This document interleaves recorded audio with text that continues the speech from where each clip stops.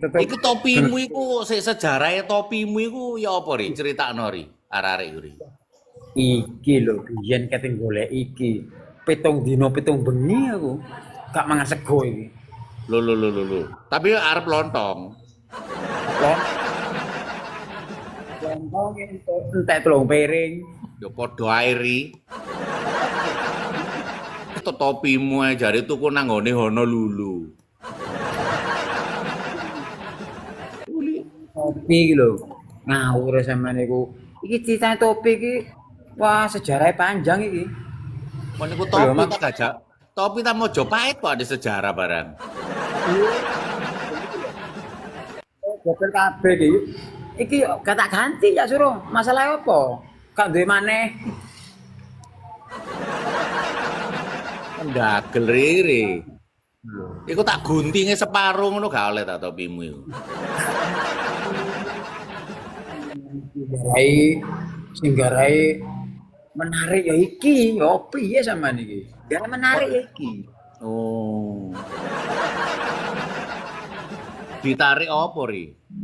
Becak. Jarene iki lho. Mbak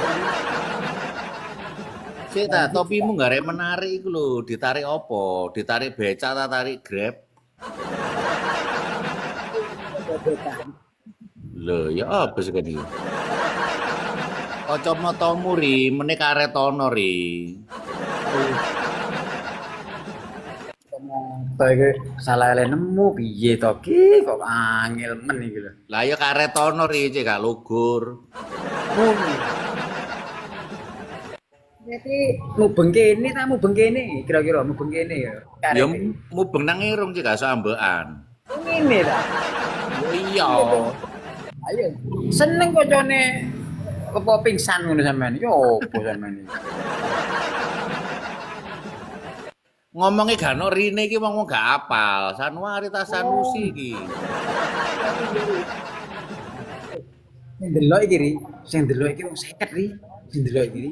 Sampel kero aku niku, katara ka. Ojo mikiri sing delok ri, ban delok bangga. Awak dhewe ngomong ae tugase ri, ngerti ya? Oke. Iki 50 tahun. karek-arek kandhanono carane tuku topi kuwi apa ri? Kandhanono ri. Ngene. Iki lek ning online gak ono iki. Ning online gak ada iki. Gak ada ning online. Soalnya aku ki poso. Nang gembok akeh ri.